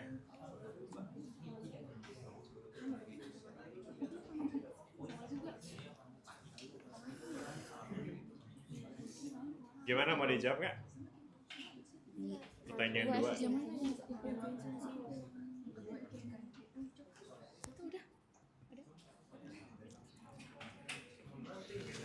Yang kedua, pertanyaan kedua, jika energi pembakaran mesin tidak hanya dijadikan sebagai energi gerak untuk kendaraan dan diubah menjadi energi listrik, efisiensi akan naik atau malah turun? Jawabannya efisiensi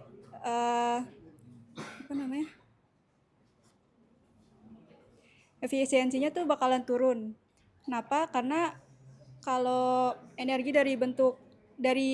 setiap kali energi berubah, dia bakalan selalu ada energi yang hilang gitu. Gitu.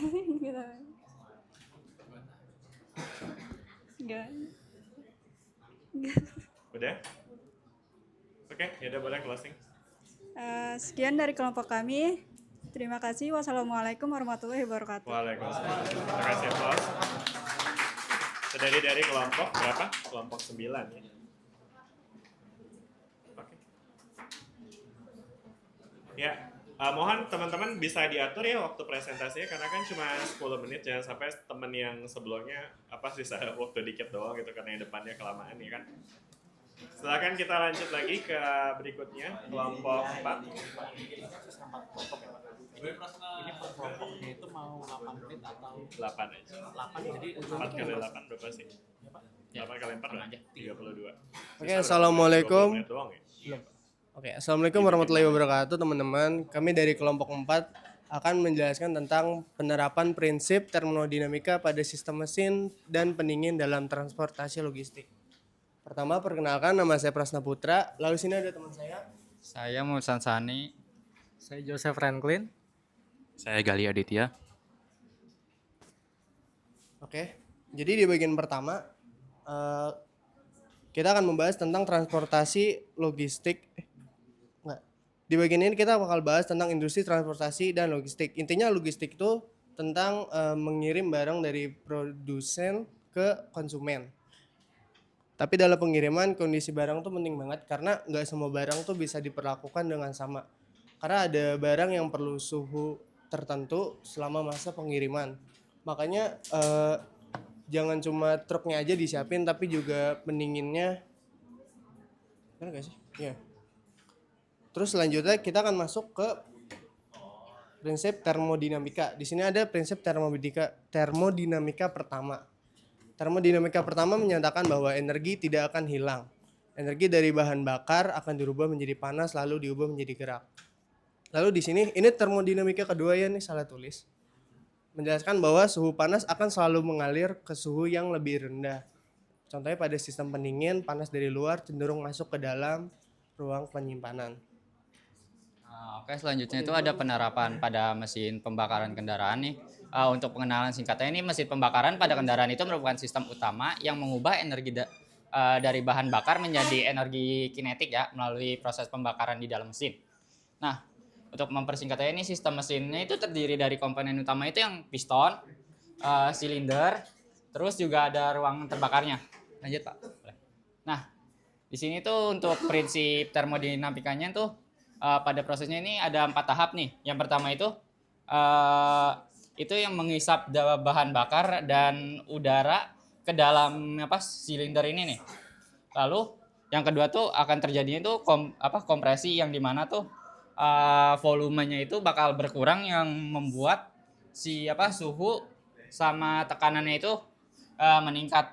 Lalu yang tahap ketiganya itu terjadinya itu pembakaran yang dimana itu membuat tuh gas hasil pembakaran itu memuai dan menghasilkan tekanan yang mendorong si piston ini nih ke atas, terus gerakan yang piston itu menjadi energi mekanik untuk kendaraan.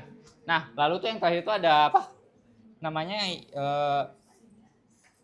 pembuangan, proses pembuangan. Nah, sebagian energi yang nggak dimanfaatkan untuk itu tuh bakal terlepas sebagai panas ke lingkungan. Oke, selanjutnya ada pengertian sistem refrigerasi truk pendingin.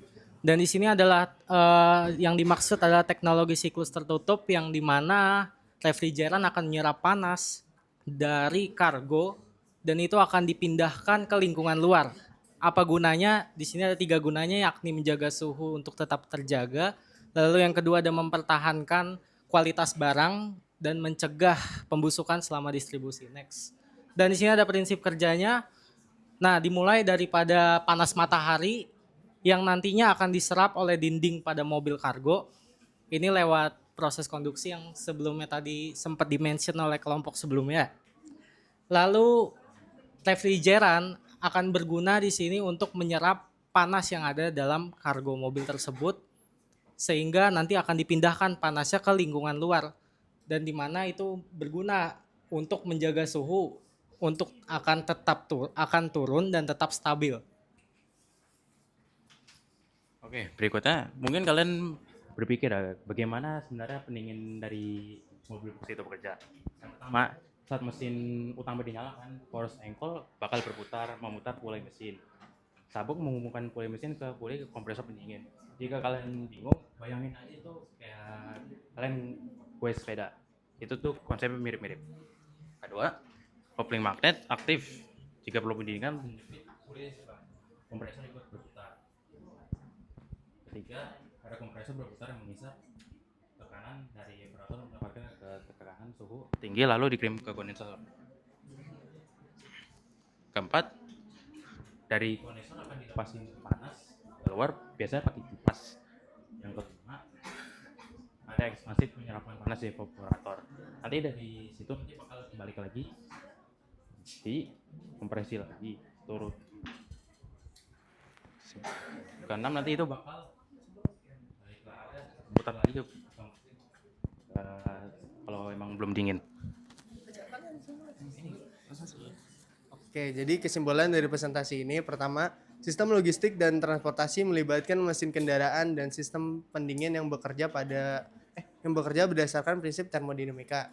Kedua, ada pada mesin kendaraan, energi dari bahan bakar diubah menjadi energi gerak melalui proses pembakaran. Namun sebagian energi tetap terlepas dari panas. Lalu ketiga, ada pada sistem pendingin, panas dari luar cenderung masuk ke dalam sehingga perlu dipindahkan keluar menggunakan energi agar suhu tetap stabil. Lalu keempat, ada kedua sistem menunjukkan bahwa energi tidak hilang, tapi berubah bentuk dan berpindah sesuai kondisi sistem. Kelima, tidak semua energi dapat dimanfaatkan secara sempurna karena selalu ada energi yang terbuang dalam bentuk panas. Wah, tiba-tiba ada pertanyaan. Coba mungkin yang Mirai deh, boleh? Mirai. Ini Dafu ya. Oke. Nah, di sini mengapa menjaga suhu konstan dalam rantai dingin atau cold change lebih sulit daripada sekedar mendinginkan? Karena di sini fokusnya adalah lebih kepada melawan perubahan suhu gitu. Jadi dalam tadi ada 3 proses, konduksi, konveksi, radiasi, itu menekan dari segala arah yang dimana di dalam kargo mobil tersebut refrigeran itu harus terus siklusnya untuk menyerap panas, mengeluarkan panas sehingga di dalam mobil itu akan tetap terjaga suhunya gitu kira-kira. Untuk konsepnya itu lebih ke hukum termodinamika kedua. Ya. Apakah sudah terjawab? Ya, mungkin cukup kali ya satu pertanyaan aja. Boleh kita kasih aplaus untuk kelompok apa ini? Boleh di closing, ditutup pertanyaan presentasinya. Oke, sekian dari kelompok 4. Kurang lebihnya mohon maaf. Assalamualaikum warahmatullahi wabarakatuh. Waalaikumsalam. Makasih semuanya. Apa nih kok ngasih link begini? Emang ada judul begini? Nggak ada nih ya. Skip. Kelompok 1 dulu. Yang kelompok 3 tolong di-upload ya ini. IQ. Ya.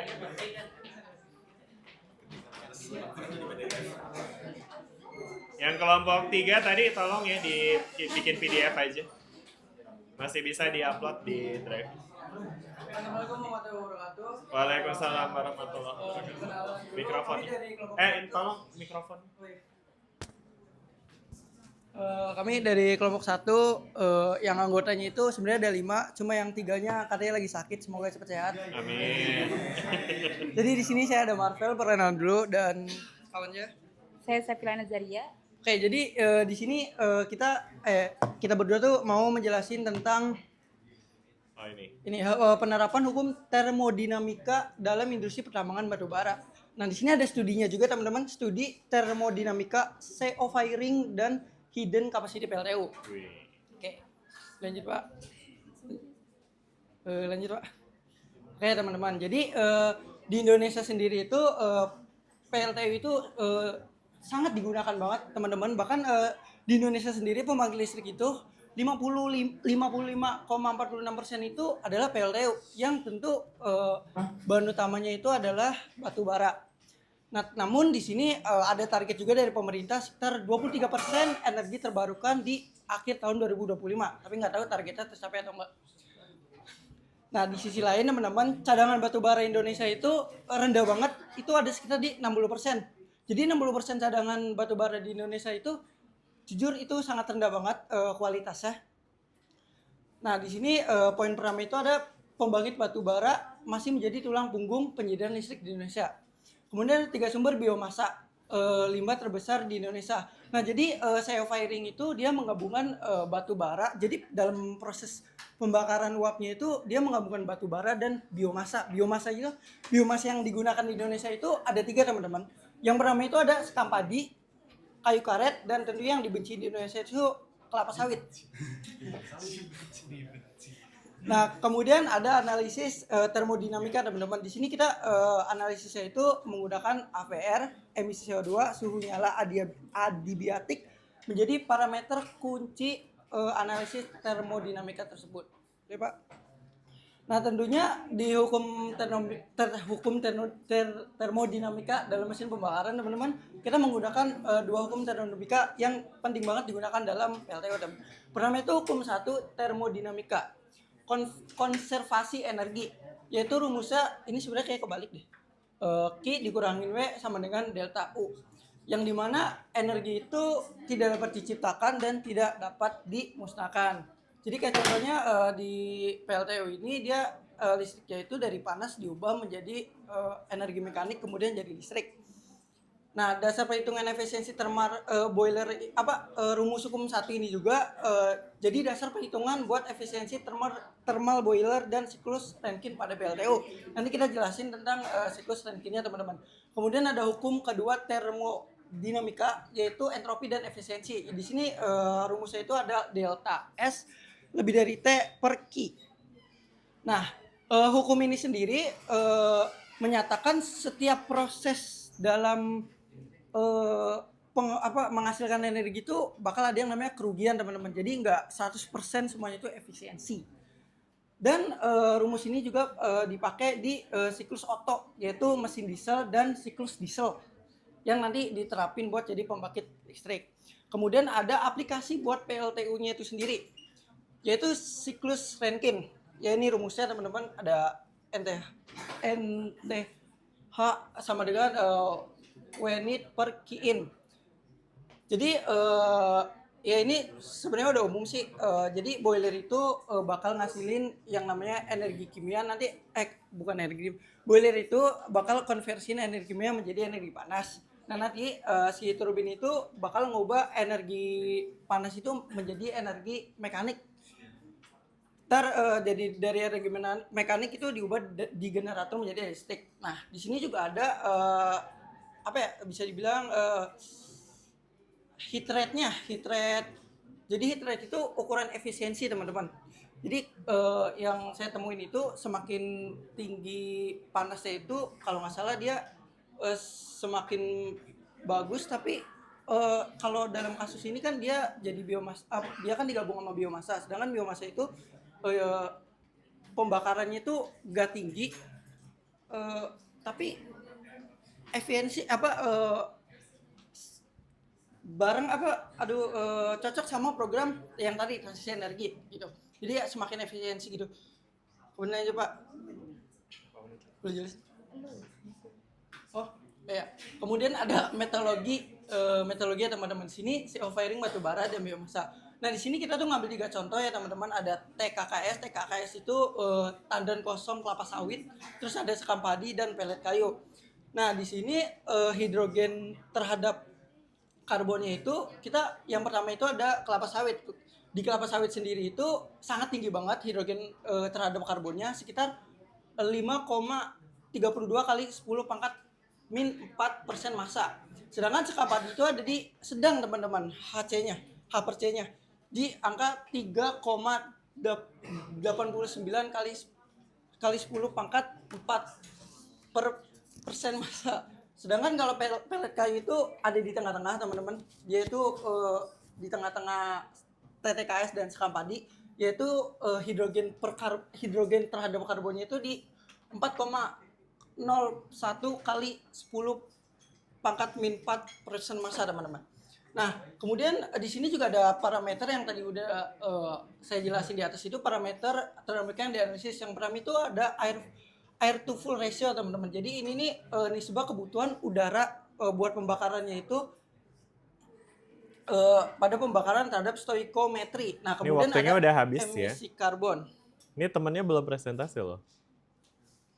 Nah, terus di selanjutnya itu ada hasil AFR stoikiometri dan emisi CO2.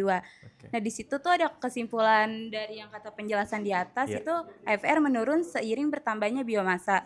Terus penurunan terbesar BB tambah sekam padi minus 4,0406% massa. Terus menguntungkan, tidak perlu modifikasi suplai udara. Terus yang terakhir ada kandungan H lebih tinggi pada biomasa fisi batu bara. Mungkin ini dipercepat aja kali ya, langsung ke kesimpulan aja boleh Oh dijelasin. iya, kesimpulannya di bawah. Nah, di sini ada kesimpulan itu yang pertama ada penurunan AFK menguntungkan. AFR menurun seiring biomasa tidak perlu modifikasi pasokan udara pada tungku, terbesar pada campuran BB plus sekam padi.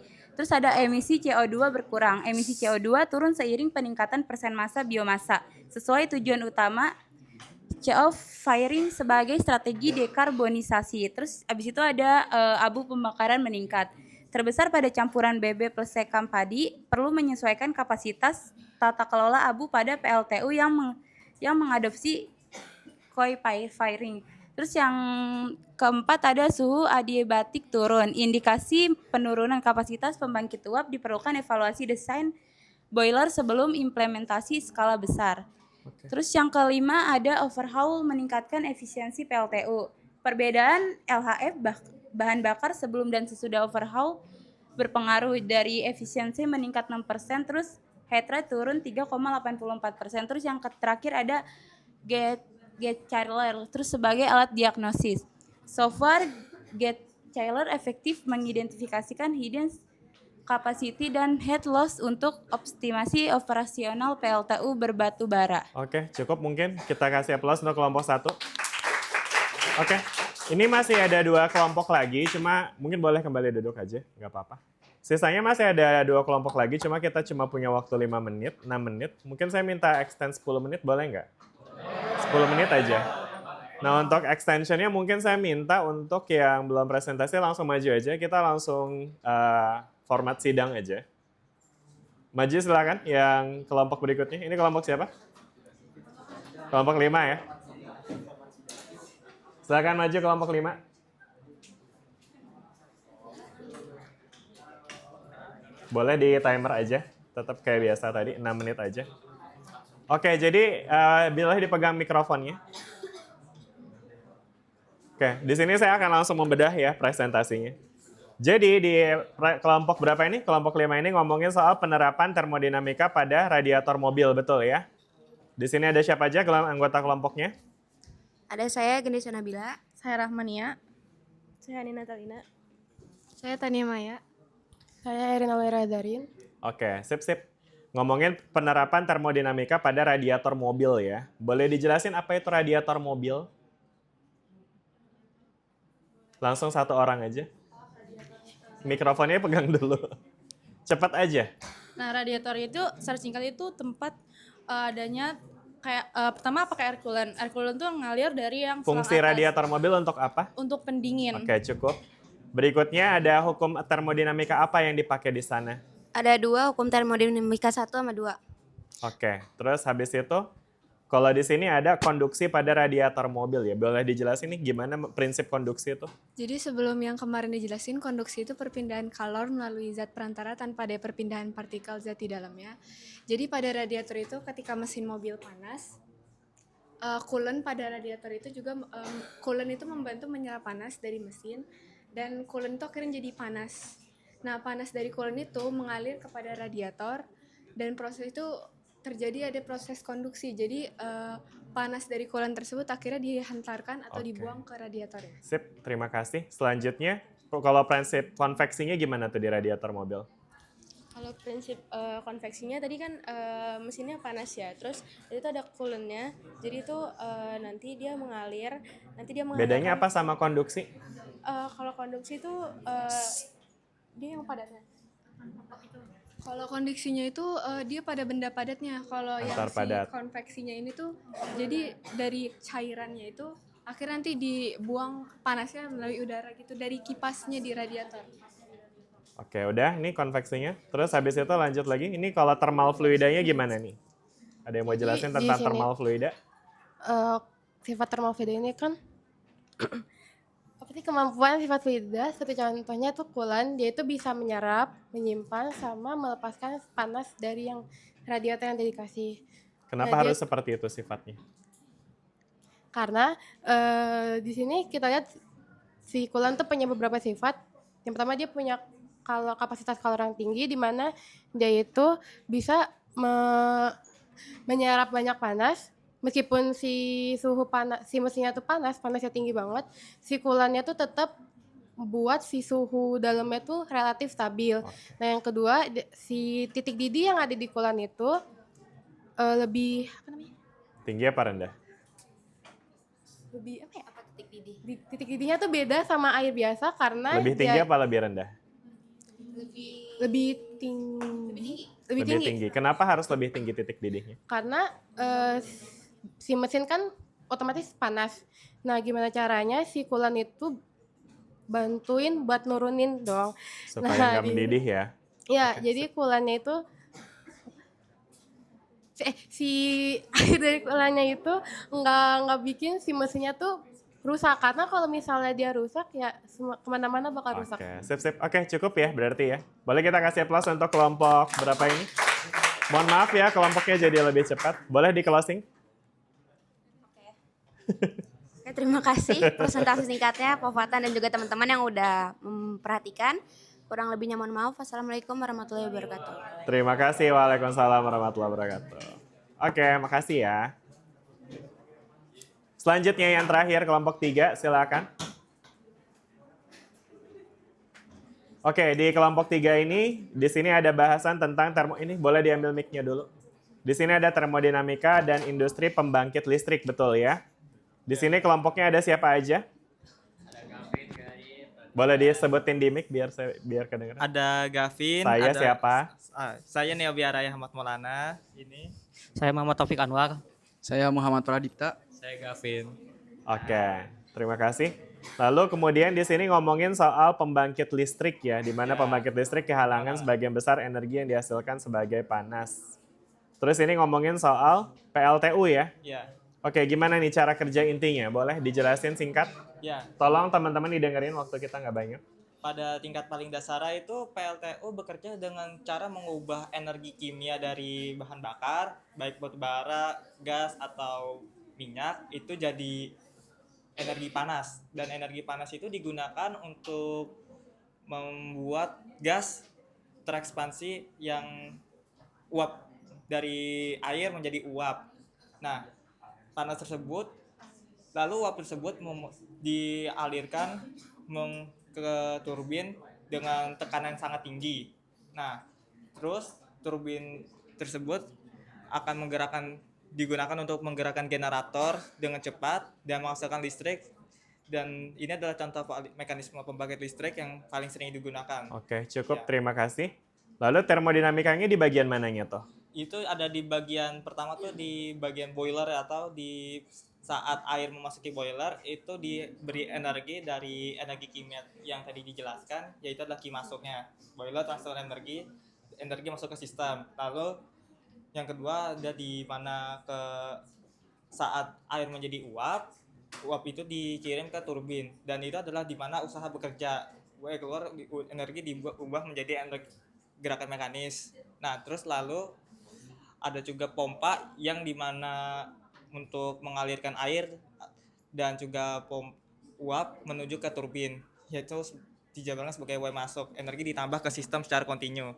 Oke, cukup. Berikutnya, di sini ada jelasin hukum termodinamika, tapi kayaknya ini tadi udah banyak ya kita diskusi, jadi rasanya kita lanjut aja. Di sini juga ada ngomongin soal PLT Surya ya, jadi nggak cuma di PLTU ya yang dibahas di sini ya. Oke, kalau di PLT Surya gimana nih? Ini kira-kira beda nggak sih dengan solar panel yang tadi dibahas sama kelompoknya Devin ya tadi ya? Sama apa beda? Sebagian besar sama ya Pak. Oh ya? Nah, jadi ada CSP atau Concentrated Solar Power dan PV atau photovoltaic gitu. Oke. Bentar, ini kayaknya dua hal yang berbeda deh antara yang kiri sama kanan. Apa bedanya nih? Jadi di gambar sebelah kiri itu ini adalah tolong teman-teman dengerin bentar lagi. Saya minta tadi 10 menit kan ya. Boleh? Tenang dulu. Oke, ya. Oke, jadi di sebelah kiri, di gambar kiri ini itu adalah gambar dari PLTS thermal atau CSP atau concentrated solar power, dan sebelah kanan itu baru yang biasanya kita gunakan sehari-hari atau rumah-rumah tetangga kalian ya. Itu photovoltaic atau PV. Itu yang yang langsung jadi listrik gitu loh, panel surya lah. Jadi beda sama CSP, yaitu concentrated solar power gitu. Bedanya gimana tuh prinsipnya? Bedanya di CSP itu menggunakan energi thermal, sedangkan di PV itu di panel surya itu langsung energi listrik gitu. Ya. Menggunakan efek kuantum gitulah. Oke, sip. Nah, terus habis itu ini tadi ada CSP-nya ya, udah dijelasin. Nah, terus berikutnya kalau di nuklir gimana nih?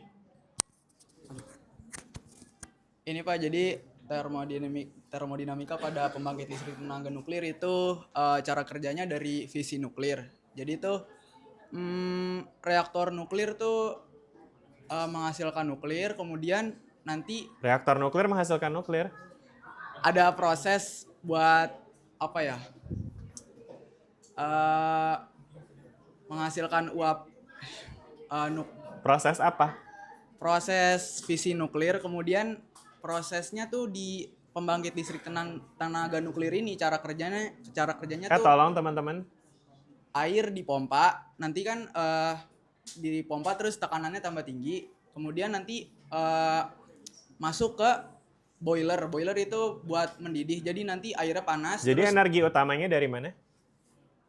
nanti airnya itu ini Pak kena ke nuklir, kemudian reaksi nuklir ini kan menghasilkan panas, kemudian Oke. reaksi nuklir itu memanaskan air, Oke. kemudian airnya nanti menguap, mendidih Oke. dan menguap dan bertekanan tinggi, kemudian uapnya itu memutar turbin, Sip. kemudian turbinnya tuh memutar generator, lalu generator akan menghasilkan listrik, kemudian sisanya nanti uapnya akan menjadi air lagi dan seperti itu Pak, diulang Pak. Oke, sip.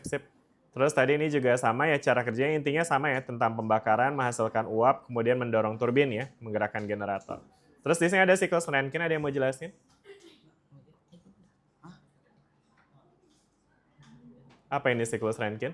Siklus Rankine itu terjadi di pembangkit listrik tenaga uap sama tenaga nuklir Pak. Jadi kalau di tenaga surya nggak dipakai, yang nggak dipakai karena kalau di tenaga surya dia tuh dari dari cahaya matahari, singkat cerita langsung ke listrik. Jadi dia nggak pakai siklus Rankine. Nah kalau siklus Rankine itu tadi tuh pakai fluida gitulah Pak.